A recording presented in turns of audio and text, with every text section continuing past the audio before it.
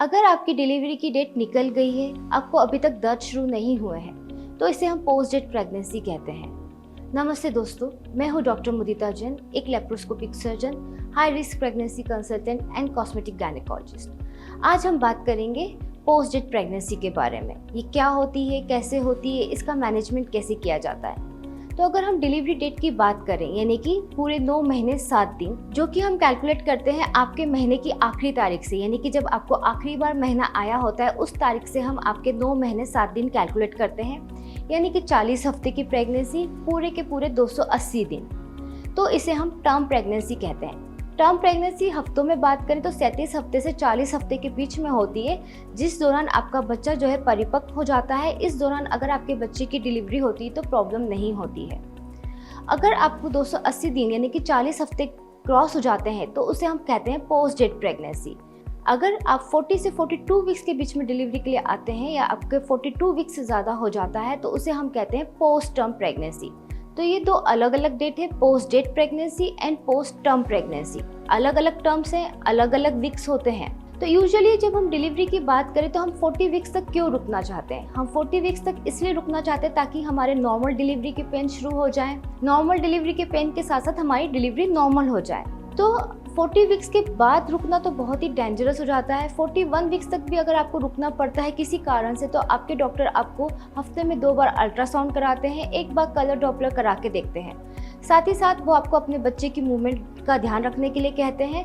वह एक सीटीजी कराते हैं। सीटीजी एक ग्राफ होता है जिसमें बच्चे की धड़कन, उसकी वेरिएबिलिटी, बच्चे की मूवमेंट्स एंड यूट्रस के कॉन्ट्रैक्शंस को नापा जाता है, मेजर किया जाता है। अगर आप 42 वीक्स को क्रॉस करते हैं तो आपका बच्चा पेट में पोटी कर सकता है, यानी कि मेकोनियम छोड़ सकता है, जिससे कारण मेकोनियम एस्पिरेशन सिंड्रोम हो जाता है। मेकोनियम एस्पिरेशन सिंड्रोम में क्या होता है कि लैट्रिन का गंदा पानी जो रहता है बच्चे की छाती में चला जाता है, जिसके कारण बच्चे को सांस लेने में तकलीफ आती है। इसी के साथ साथ कई बार क्या होता है कि आवल भी परिपक्व हो जाती है, यानी कि प्लेजेंटा का मैच्योरेशन हो जाता है, जिसके कारण प्लेजेंटा सेपरेट हो जाती है।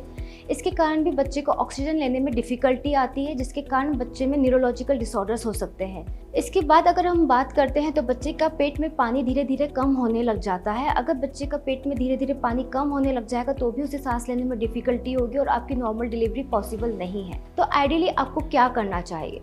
आइडियली आपको 39 वीक्स के बाद ही अपने डॉक्टर के पास चले जाना चाहिए अगर आपको बिल्कुल भी दर्द नहीं आ रहे हैं। डॉक्टर आपका एक इंटरनल एग्जामिनेशन यानी कि पीवी एग्जामिनेशन करते हैं। पीवी एग्जामिनेशन में वो देखते हैं कि आपका सर्विक्स कैसा है, वो सॉफ्ट है, सेंट्रल है या हार्ड है, पोस्टीरियरली प्लेस्ड है। आपकी कंडीशंस को देखते हैं, कहीं आपका कुछ बीपी तो नहीं बढ़ा है, डायबिटीज़ तो नहीं, कोई और मेडिकल डिसऑर्डर तो नहीं है, बच्चे का वज़न नॉर्मल डिलीवरी के हिसाब से ठीक है, पेल्विस आपका एडिक्वेट है, तो वो आपको इंडक्शन ऑफ लेबर यानी कि दवाइयों द्वारा दर्द की सलाह दे सकते हैं। जब अगर आप दवाइयों के द्वारा दर्द की सलाह देते हैं, इंडक्शन ऑफ लेबर देते हैं, तब आपको पेशेंस रखना बहुत ज़रूरी है। यूजुअली इंडक्शन ऑफ लेबर के बाद डिलीवरी जो रहती है वो 2 से 3 दिन का समय लेती है। उस दौरान आपको हॉस्पिटल में ही एडमिट रहना पड़ता है, डॉक्टर के सुपरविजन में रहना पड़ता है, प्रॉपर मॉनिटरिंग के अंदर रहना पड़ता है। तो अगर इनमें से कुछ भी चीज़ें एबनॉर्मल होती है, आपका पेट में पानी कम हो जाए, बच्चे का वजन ज़्यादा हो जाए, पेल्विस आपका इनएडिक्वेट रहे या आपको कोई मेडिकल डिसऑर्डर्स रहे, तो फिर डॉक्टर आपको इंडक्शन ऑफ लेबर की जगह सिजेरियन सेक्शन की सलाह देते हैं।